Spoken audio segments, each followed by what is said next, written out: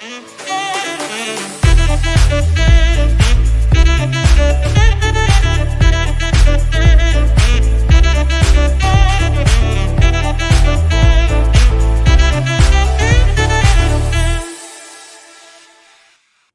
to the Heron Heads podcast. My name is Julio, and I'm joined today by some friends and fellow Inter Miami fans, Dave, Chris, and Jose.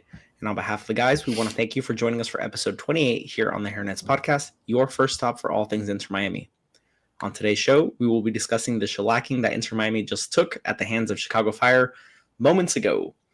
If you're watching live on YouTube, thanks so much for joining us. And if you're enjoying Jose's delts right now, make sure you hit the like and subscribe buttons. We want to give a huge shout out to our chief Heron Head, Matias. Thank you so much for your generous support. Additionally, we want to give a shout out to our other Heron Heads, Art, Brian, Kevin, James, and Karen. Thank you so much for your support. And if you feel so inclined to support us on Patreon, you will find a link in the description wherever you are listening. And if you don't feel so inclined, that's totally okay too. We appreciate you being here. So that sucked. I thought the worst thing I was going to see tonight was the field and the NFL lines that were so poorly covered. Unfortunately, I was mistaken, and I had to endure what was one of the worst performances this Inter Miami has brought forth in this new era of the club. I'm very happy to be throwing it to you guys to give me your initial thoughts, because I have both so many things to say, and also I don't want to say anything at all. So I'm just going to throw it out. Whoever wants to pick it up and run with it, be my guest. Shellacking, you said it. Shellacking is the perfect word for that performance. I don't even want to say it's the worst performance that we've seen from them. It's just this. It's more of the same. We've seen this hapless form from so many of these players. And yeah, last time we had Ruiz was the bright spot. And yeah, we were able to pull a goal late to tie it. But this type of play is the same thing that we've been seeing from them game in and game out since Messi's been out. And the only difference is this time, it's pretty ironic. Chicago, which is one of the worst goal scoring teams, actually capitalized on their opportunities. We've been lucky in the sense that we haven't had teams capitalize when we've had mess ups, but this one, it was just each turnover in the middle of the field ended with the ball in the back of the net. And yeah, you can't play like that. This team looks lost and hapless, and you rely on Busquets, and you can tell Busquets is dragging his boots. So it was fun while it lasted, I think, is the sentiment that I saw the most throughout Twitter. Guess I'll go next. Chopping up a bit. Jeez. I'm at a loss for words. Julio, you explained it perfectly. You have so much to say, but you don't want to say anything at all. That's exactly where I'm at right now.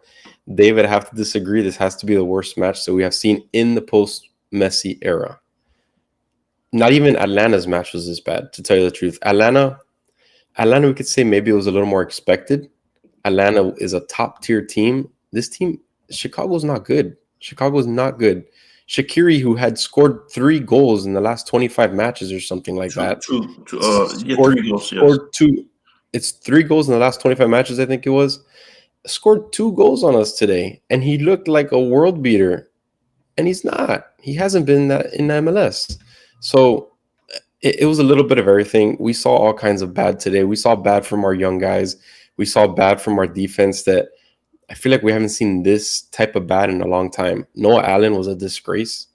Every time he would touch the ball, it'd fly 5 yards away from his foot. He was trailing every play, it seems like. It was honestly a joke. The first half was very boring. Nothing happened. Second half, we saw some life, right? We saw some life. We saw the ball touch the feet of these young guys, these promised young guys, Kramaski, Facu, and they did nothing with it.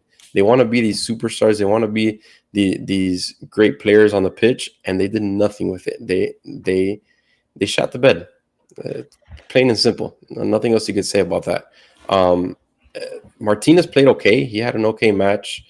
Robert Taylor, Jose, go crazy today. Eat him alive, because Robert Taylor was horrendous today as well. One of the goals was his fault too. So again, like I said, at a loss for words, but right now I had plenty of words to say because it was a disgraceful match overall, completely. And please don't blame calendar, Jose. There's a lot more than just that. There's a lot to blame to go around. I think. Unfortunately, I think that Robert Taylor blunder sparked the fire. Unfortunately, it sparked the fire. I didn't mean to do that, but it was literally after that blunder. That's when they went on their little run because it looked like up to that point, Chris. That's when we all were like a little bit jittery on the group, just saying, "Man, I think we're getting it going. I think that we are getting something right here." After the Joseph Martinez penalty kick, it seemed like we had a little bit of I don't know, like a little bite to us, and it seemed that's why there's the other game versus Atlanta.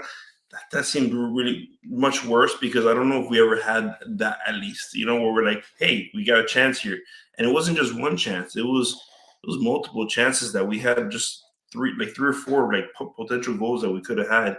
And then after that, the wheels fell off. Just completely fell off. We got hit with an uppercut, and we didn't know what to do with it. And I'm gonna take it out on FIFA tonight. So I'm gonna play squad battles on easy, and I'm just gonna run up the score. I don't care. It was like, oh man, I have so many thoughts. So Joseph Martinez gets the penalty and ties the game 1-1. And for the next 5-10 minutes, Inter Miami were creating chances. We had the Farias opportunity. We had the Kramaski opportunity. Both of them miss. Really good chances. And I'm like, man, we're really pressing them. And then disaster strikes again, like it so often does for this club. The Robert Taylor giveaway it's unforgivable. It's unforgivable. He's there dribbling towards our own net, and the guy just picks his pocket and it plays it really easily across, and it's an easy goal, and they take advantage of their opportunity. We don't. I had just posted on our Twitter at the Heron Heads that we were really turning it on, really having a great stretch of possession and great stretch of momentum. And then before you know it, 2 goals for Chicago. Match is essentially over because we just look hapless in attack. Like, man, it's so frustrating because you know that the quality's there, you know that the talent is there, but it's like they're trying to do too much, and they can't string together that final pass, or they can't put the ball on frame when they have a one-on-one opportunity, and it changes the whole dynamic of the game. It was such a brutal series of events to have missed the 2 really good chances after Joseph Martinez had scored the penalty. It would have capitalized on the momentum, and instead Chicago goes the other way, snatches the momentum, and the game was over before you knew it. Yeah, those missed chances really is what turned the game around. Obviously, Robert Taylor's mess up back there, but those missed chances, it's a whole different game if they make those 2 goals. Or even just one of them, going, and it's a whole different matchup. Everything changes. I know we don't like parking the bus here, but you could have, in a way, just slowed down the game a little bit, played that possession game that Miami is very good at, and gone to the finish line. And it's a shame. It's a shame because we've spoken about Facu so highly, we've spoken about Kramaski so highly, and when they have the chance to do it, to carry this team to a victory, they didn't do it, and it's a shame. They've been dragging ass. They've been dragging ass the last few matches, and it's continued today. And one thing that drives me nuts is, and I don't want to blame the refs because we played poorly today. But come on, my dude, that should have been a red card when the guy used the handball in the penalty box. That's a red, and that changes the dynamics of the game as well. Taylor Twellman said that it was a natural movement, that he made himself big, and it was a natural movement. And those two, that commentary kind of, they butt heads. You can't make yourself big naturally. Like, you have to purposely make yourself big by spreading out your arms. And if you spread out your arms, that's an intentional arm movement to block the ball. I'm sorry, by the letter of the law, that's a red card. So, and then the game's a 1-1 game at that point. I mean, after that penalty, it's a 1-1 game. 1-1 game, and you remove somebody from their side, completely different ball game. So it's a huge momentum shift, and then we have the 2 missed goals. I mean, it was just a cascade of disastrous moments right after that.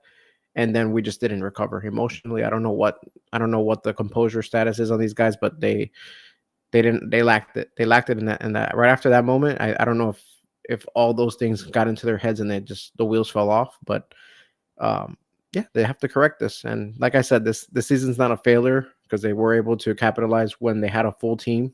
They were able to get a trophy. But yeah, between losing our best player, two best players, and then our young guys not stepping up and continuing their growth that they had shown, I don't think we deserve to be in the playoffs at this point. Jose, you're on mute, so I'll pick it up.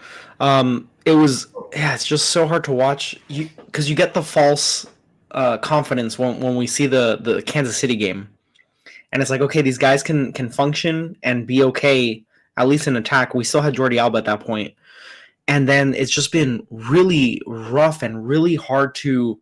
Man, it's like pulling teeth almost. Like every time we get a good chance, there's just something off, and it's shades of the pre-transfer Inter Miami. It's shades of last place in the league Inter Miami. And I saw a tweet. I'm sorry, I forget who tweeted it out, but I saw a tweet that this is still not fully Tata's team in the sense that there's a lot of players that are still from the Neville era that really aren't part of the long-term plans of this team. I don't know who those players are, but based on some of the performances tonight, I know who might be on that list now of outgoings. I mean, there are certain players that when you see play on a pitch, you just know that they're levels below the competition. And I don't want to single him out, but Noah Allen is such a deficiency to this team. Whenever he has the ball, he's a liability, and he just loves getting out of position. One of the goals, he tries to go and press a player that has the ball, leaves his man on the right wing, and he doesn't get to the ball. The ball's played out to the player he should have been defending, and then he's able to run all the way. The Chicago Fire player is able to run all the way up, cross the ball, across the box, and they put it away, and that's game over. And there's just so many moments in this match that we were just in the group chat. Noah Allen, OMG, like, Noah Allen, what are you doing? Noah Allen, what is your problem? Facu, what are you doing? Facu too. I mean, but Noah Allen has he's had one good game this entire time that we've had to talk about Noah Allen. And Facu at least has had stretches where you've been like, okay, I see it. Noah Allen, his good game the good game was because he made 2 or 3 decent passes. It wasn't like he played a stellar game. It's that the bar is so low for Noah Allen that the mere fact that he made a couple successful passes to move the ball forward, we're like, wow, Noah Allen he's really progressing. No, everything is wrong. His body must be the most weird shaped body in the history of humans, because a ball that just bounces off his chest goes 15 meters to the right. He has absolutely no control of any of his touches. He's got the heaviest boots in the world. Every time he tries to corral the ball, it's 3 steps to just move the ball. Like, come on, man, everything. And then on top of that, you throw in the fact that he's completely out of position every possession. It's just there's no one thing that you can hang your hat on and say, oh, this is why Noah Allen is going to stay on the team, and this is why he's going to progress. There's nothing there. I know he's homegrown, and we have those heartstrings to pull on, but dear Lord, man, like, it's every game, and that's the one thing that I'm looking forward to the season to end, is I'm hoping that's the last of Noah Allen. Remember, before Alba got here, what did we say? Oh, this is the last we're ever going to have to see of 32. I didn't even know his name. I'm like, number 32, I'm done with him. Get him out of my life. Then Alba goes down, and guess what? He's played the last 4 games. Yeah, I mean, what I was going to say before, unfortunately, I had my mic muted. I agree. Like, the thing is that Jordi Alba, if he would have just still been healthy, just him, not even Messi, we would be in the playoffs. I'm sorry. This is a very different team. We've had a huge deficiency at left back. Just imagine having that guy still out there making plays. I don't know if you guys remember how it used to be, but we used to get production from that. You know, he would go down the left field to get some nice passes in, God forbid. And man, it was nice to watch. I'm interested in everyone on the comments seems to be agreeing. Like, what happens after you've already kind of thrown it up and said, okay, it looks like it's over. We start to do the loser talk of, hey, what are we going to do next year? Like what's going to be, and that's not what we're going to talk about today. But it's just funny how that's where your mind turns. That's kind of what we're doing here. We're basically saying, um, who are we going to replace? We're going to replace Noah Allen. The only thing I can tell you about this is that it all depends on what happens in December when all these rules start to change for real. Because right now we have no idea if the rules remain the same. Guess what? You're going to still see Noah Allen there. Because the truth is that the way the MLS is structured, you need a lot of these young guys to play with the Messis, with the Sergios, because there's not enough salary cap that we can play with. There's not enough.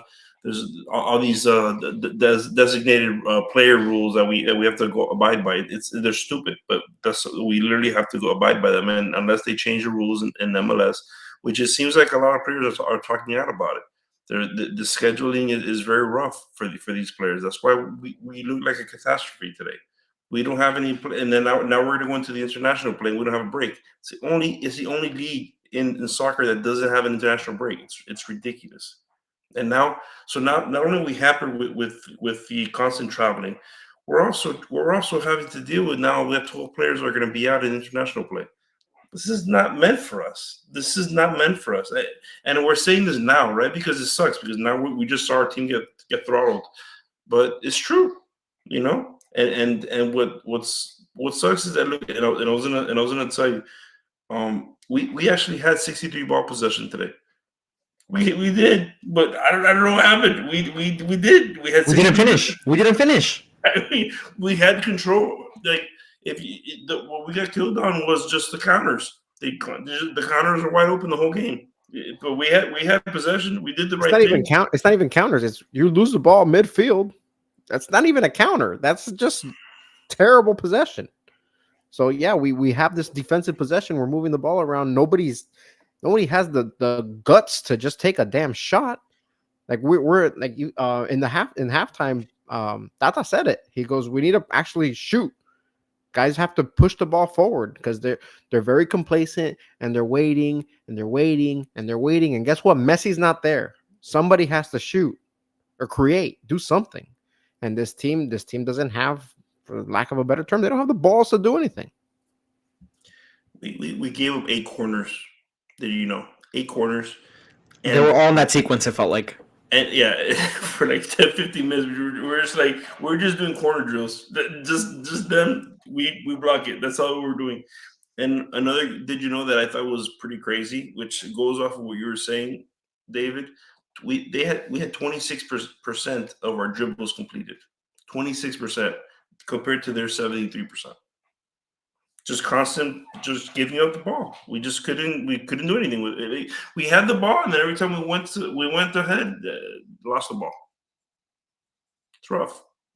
I don't know if anyone has anything to add to that, but when I was really upset, I started to say to myself, you know what? I'm going to write a list of the most abysmal performances awards. I'm giving awards out. I'm going to give the top 3 Facundo, Noah Allen, and Drake Callender. Enjoy, Drake. You are on the abysmal performance award for giving up all those goals. I don't even know how many anymore. I don't want to know. I told you not to do it, and you did it. I'm doing it. Another one, Sergio. Good luck, Sergio. Guess what? I didn't see you today, and I haven't seen you the last few games. I love you, but today I'm not happy with you at all. And you're in the honorable mention because you still were, you're still around. Yedlin, I don't know what to tell you. I was mad at you too. You know what I tell you why? Because when you're dealing with all these young guys, why are we counting on all these young guys? They're all 18, 19, 20. How about these old guys that they're curmudgeons? They're just out there doing nothing. I don't understand. What are we paying you for? Robert Taylor isn't on there? Did you not mess with Robert Taylor? Loves him. He literally gave up a goal. No, you have to be fair. Robert Taylor was actually providing some kind of sparks in the game at certain points. He wasn't for Chicago. He also gave an assist to Chicago that he did great there. He also had a beautiful shot that he did right at the goalie. It was just like a little trickler. But other than that, I mean, I didn't think he played horribly. You guys thought he played horribly today? I'll be the first one to say it. I think a lot of other people played horribly. Drake Callender. I think he played worse than Drake Callender. I thought Robert Taylor played horribly. I'll tell you that. I didn't He see always played anything that he horribly. did that provided any kind of help to this team when he's playing that wing position and he's not providing anything in attack and he's providing easy goal opportunities for the other team. That's horrible. You're the match rating queen. What was his match 6.6. rating? 6.6 for him. It's not good, It Bob. was one of the higher ones for our team. So think about that. Yeah, because they took him off early so that he wouldn't have an even worse rating. I'm just saying, like, it wasn't even that bad. He did not play that horribly. I mean, eyes are deceiving, right? We saw him give up that beautiful assist to Chicago. It was great. I don't know where he was going. He was just floundering to the back, and I think he thinks that was the goal on the other side, and he did the most beautiful little assist over there. I was like, where are you going? But whatever. The thing is that it's like beating a dead horse. It's already dead. Like, how many times am I gonna say the horse is dead? You know, he is who he is. You know. Moag 14 with a very, very great question that we were all thinking. First of all, why didn't he start? Second of all, where the heck was he when we had a chance to equalize and they didn't bring him on? And it just doesn't make any sense. It doesn't make any sense. I don't Speaking know. of David Ruiz, by the way. Yeah, I was just pointing. Sorry about that. It was David Ruiz, Moag 14 with a great comment. I banged the table in our preview. I literally banged it for David Ruiz, and we did not get David Ruiz. What is Tata thinking? I don't know. There's no way. First of all, there's no way he's fatigued. So you can't give me that excuse. He's played, but not as much as anyone else that was out there on the field. Number one. Number two, he's been one of the hottest guys on our team. How do you not play this guy out there? Offense and defense, honestly. He's been playing the only offense hot guy, and defense. the only hot player on this team. Yeah, the only hot guy. He's playing offense and defense. He literally played out of position last match, and he played well. And you're not putting this guy out there, find somewhere to put him. I understand that Arroyo and Busquets together are very good in the midfield. I get it. Kramaski, we said it. He had a down game. He probably shouldn't have been out there. He probably should have been a sub in later on just to give a little extra spark. David Ruiz should have started there. It just doesn't make any sense. Robert Taylor, we already said he didn't do anything to add anything to this matchup. Why not start him there? It just doesn't make any sense to not have David Ruiz in this game, or at least sub him in. I would love to know. I wonder if anyone asked Tata this in the post game interview, because it doesn't make any sense. It just doesn't. He should have played instead of Allen. Yeah, might as well. Might as well. The Ruiz was a head scratcher. The fact that he didn't even get subbed on, particularly, because okay, fine, like Kramaski provides a little more creative play in attack, so I can justify a little bit having Kramaski start over him in the midfield, but to not bring him on even at halftime, to me, was kind of weird. Arroyo was playing really well in his defense. Kramaski was playing fine, but yeah, like Ruiz not getting any playing time was a head scratcher. They could have subbed Taylor off and put Ruiz in, and it would have made sense. Yep. So I love just throwing Stefanelli out there just for chaos, but it made sense to put in Ruiz there. It made sense, and I don't know. Maybe there's something that we don't know behind the scenes. I just don't know. I did like Mota. I liked him as a sub. He was because you have to know he had a few nice passes that were into the box that I enjoyed. That all those your boy Stefanelli. I don't know what he did on one of those passes. It was a beautiful little lead pass, and he just like tripped. I was like, what are you doing? How would you fall? It was like it looked like it was it would have been 5-2. He tripped on one of the numbers on the field. Yeah, like a sprinkler. It's like I don't understand. I was like, whatever. But I think from here on out, I think we have to see what we have and who we're going to be going forward at this point, and just I think that's where we're at. Yeah, it's going to be brutal. Realistically, the chance that the playoffs are done. So if Tata wants to see what some of these players have, now's the time. We have 3 matches remaining. We have Cincinnati, which is going to be just brutal match. I don't see the word is that Messi is trying to play some minutes in this match. He's not flying out with the Argentine national team until after that game. I don't see why he would get any minutes in that game. There's such a small chance of making the playoffs now that realistically it's not worth it. He's not going to be with the team for the Charlotte matches, so we see already what that does to this team when he's not playing. I can't believe that Alba's going to get playing time as well. So without those two players, I just don't see how we get the results needed against a Cincinnati team which just lifted the supporter shield tonight, and against Charlotte back to back. I think it would be difficult without these players to get 2 wins against Charlotte when you have a team that's able to game plan for 2 straight matches against you, adjust between the first and second game. With the pieces that we have, I just don't see it. So I don't think we see Messi again for Inter Miami this year. Not until 2024. Look, let's keep things in perspective also. I know that we're just all feeling really horribly, but let's just say that we do win on Saturday. We're all going to be buzzing because we'll be salivating to be playing Charlotte 2 more times, and that we can easily see ourselves winning getting 9 points to end the year, and everyone's playing each other. Everyone's playing each other. We can.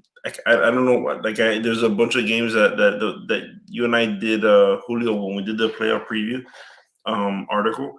It's one of those things where I can see it easily going our way, and if we win 9 points, that could be enough.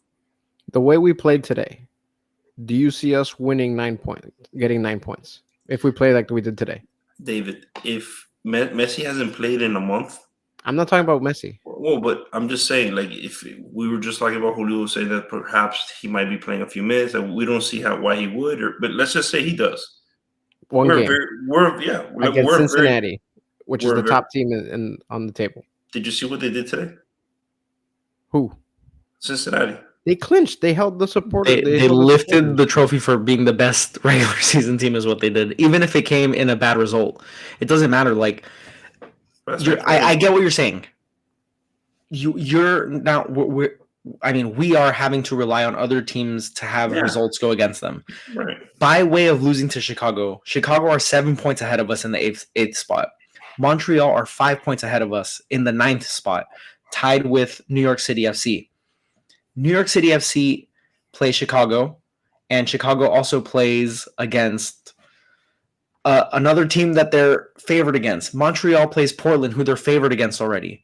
Like, I don't see them not getting a point. If either of these teams gets 1 point, it already becomes exponentially harder. If they, by chance, win one of their last 2 games, it becomes next to impossible. So, yeah, okay, let's say Messi plays a couple minutes. Let's say we somehow beat Cincinnati, which I don't think we would. I don't think we make it even if we win out. And I don't think we get these results against Charlotte without Messi and likely without Alba. Not to mention the other 11 players that are missing because of international duty. I'm going to put my tinfoil hat that David says I have on here. Messi wasn't going to play whether or not we won this game today. He was going to be done for the rest of the season. That's all BS in my mind. He wasn't going to play Saturday. I don't believe it. Second of all, I left that comment on there so long because I actually wanted to just touch on it real quick as to why do we keep knowing, this is my perspective, knowing how deficient our backs, our wing backs are, our full backs are. Why do we keep pushing them up? Why do we keep pushing them? I understand that this is the attack that we've been playing all season, but we don't have the personnel to do that. Alba's not here. Yedlin, he has the speed to make up for any loss on defense, but why do we continue to do it? We continually keep getting burned every single match, and we keep doing it. That's kind of Tata's fault there. Why are we not changing a little bit to the personnel that we have on the field? And then today also, all we had at center back was Christoph and Miller. We didn't have Tata to sub in at any point in time. So you also know that that's all we got. We can't do anything about that. So I don't know.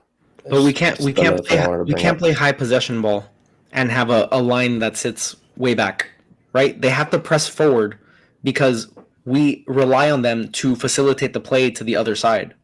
We can't just play through the midfielders and go from one side to the other side and back. You have to pass it back to the defenders. And by way of doing that, they have to be up by the midfield line or a little bit maybe back from there, but they can't sit back. I mean, it's a byproduct of how we play offense. And it doesn't work so well for us because Kristoff and Kamal are not the fastest defenders. They played really well for the first half. We even said, I mean, yeah, Chicago Fire had some good chances. They had especially good chances on these corners that they took. But we said that they made some really nice plays. There was a breakaway one-on-one that Kristoff just stuffed the ball at the Chicago Fire's feet and completely stopped the play. Miller made some really nice blocks, but I mean, it's just a disaster. Like, you can't be giving the ball away. We were talking about Robert Taylor. Did he have a good game or not? You can't make an egregious play like that in this type of scenario where you have to win. You have to win, and you can't give away a goal in a sport that one goal can change the entire dynamic of a game. It can literally be the deciding factor of a game. It's like if you come in as, let's say, a backup quarterback in the NFL, and you know that the starting quarterback's going to come back in the next drive, and you throw a pick six. Like, you can't do it. You can't do it. It's similar to thinking that Tua's out with a head injury, and then all of a sudden he's not. The Dolphins are happy at that point. The other team is not. Like with that red card, for example, that red card that Dave was talking about before, and nobody else touched on it, just David. Like, think about how much that would have changed the game. Like, the guy literally went into a starfish position. He was I don't know what he did there, but he like threw his arms back, and I don't know how the heck he just didn't like. I don't get it. Like, how that wasn't a red card is beyond me, because that would have really changed the game. That would have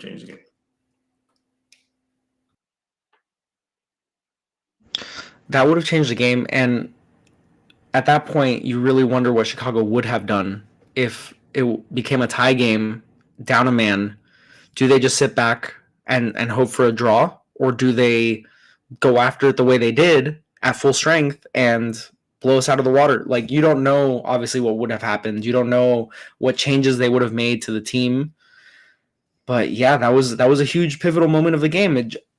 You would probably put that right up there with the missed goals by Kremaski and Facu. It just can't happen. Like, when you're down your best players, you have to take advantage of the opportunities that are presented. Like, you can't be missing those scoring chances, and you're also not helping yourself by not taking shots. So you're not taking shots, and when you do get shots, you're blowing the opportunities, and it's a recipe for failure. And I thought we were going to get something a little different. Like, right when the game started, we had a couple early shots, right? We had Robert Taylor actually took a shot, and I immediately texted him like, hey, right at the goalkeeper, but I'll take it. Just make the goalkeeper work a little bit. And that was it. That was it. After that, there was not a single dangerous shot made on target. And you can't win games without trying to shoot. Hey, what a analysis there. I love It's that. like John Madden. You can't catch it if you don't. You can't score if you don't shoot. I mean, you can't. You miss 100% of the shots that you don't take. That's true. This is where we're That's right. That's correct. You should quote that. Get that. Wayne Gretzky, Michael Scott, Julio. Put it on a Yeah. poster. So this was, it was just brutal. I stopped at like the 75th minute to come over here to work on the thumbnail and kind of just watch out of the corner of my eye, because it's just one of those matches that you have such high hopes. You see the lineup, and the lineup's fine.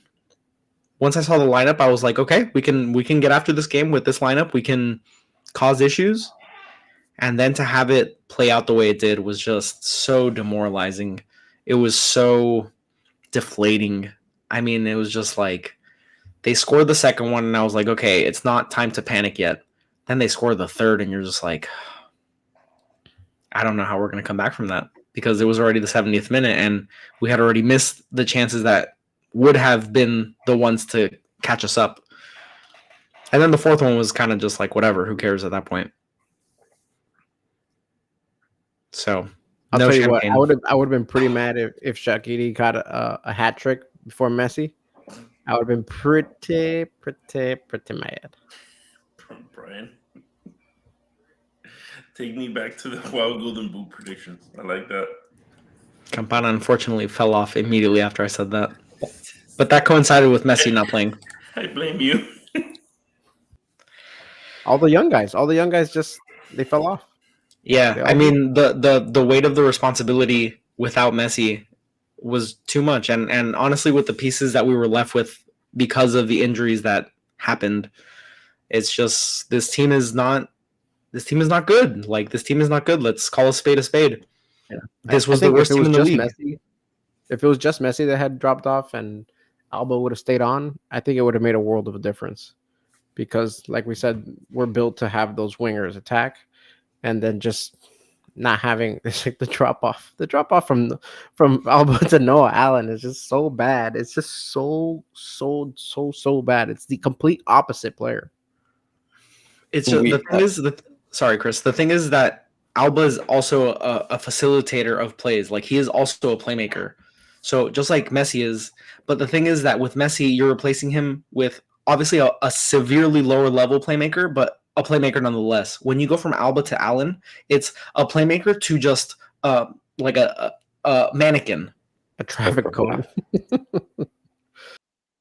What I was gonna say is we mentioned the Kansas City game a lot, but to me that's a perfect example of before anyone says anything, Julio already said it. Messi is obviously the center of this team, the engine of this team. We get it. But Alba not being there is so huge. Alba played in that Kansas City game, and we saw what the young guys that we see that are not doing well right now. We saw what they can do, just with someone else out there in the left back position. So Alba is such an integral part of this team, and we see it. We see it. It's a perfect comparison. We see the difference when he's not in there. It just the team just shuts down when he's not in there. It's insane. Yeah, so really just unfortunate way that this evening played out. I was really looking forward to this. I really thought that we would bring it, and honestly 30 minutes into the match I felt decent. We had a good little stretch, and then Chicago took over the last part of the first half, and I was like, okay, something needs to change, but I don't really know what it is. But yeah, disappointing. I really think that we're fully on life support as far as the playoffs go, unless some miracle happens Saturday where we win and all these other teams lose or get draws and we really make up a lot of points quickly. I don't think there's much chance of any sort of run at the playoffs, any sort of real run at the playoffs at this point. So all we can do is be happy with the fact that we came away with some hardware. We were the worst team in the league before all these players came in. And, you know, when we get to the end of the season, whether it's in a couple weeks or if it's in a month or so because of the playoffs, then, you know, we'll dive more deeply into what needs to happen in the offseason to make next season more successful. Yeah, we need to endure these next few games as a fan base, as a community that supports this team. And I think much better days are ahead. This is like that saying that if you're gonna catch us, you better catch us now, because what's coming, it's gonna be a storm. All right. If you don't believe that, get out of here. Get out of here. Get some sleeves. Get some sleeves. Yeah, I mean, we just got rammed, you know. Okay. If you don't believe in us now, don't come back. All right. Yeah, I'm pretty excited about the future. Let's just say that. I'm not excited to watch I'm not excited to watch Saturday. It's gonna be rough. It's gonna be rough. And if I don't know, like I just feel like that's gonna roll out with just a full youth squad. Just some of these players that we haven't seen in a long time. And just see who has potential for next season, honestly. We can say that we're going to go for it and go for a result, and there's still, you know, like a 2% chance of making the playoffs, but let's be real. I mean, we saw the product out on the field tonight. We've seen it the last few matches. It's not good enough. It's not good enough. I would love to see us. I can't wait to once this season's over, and we get to the rules in December, that how it's going to impact us, how we can get into like literally Julio. And we're not going to talk about it today, but everyone's asking about the Modric, Griezmann, Suarez. Yeah, we're naturally going to be talking about them since we're not happy with what we're seeing on the field, so it's normal.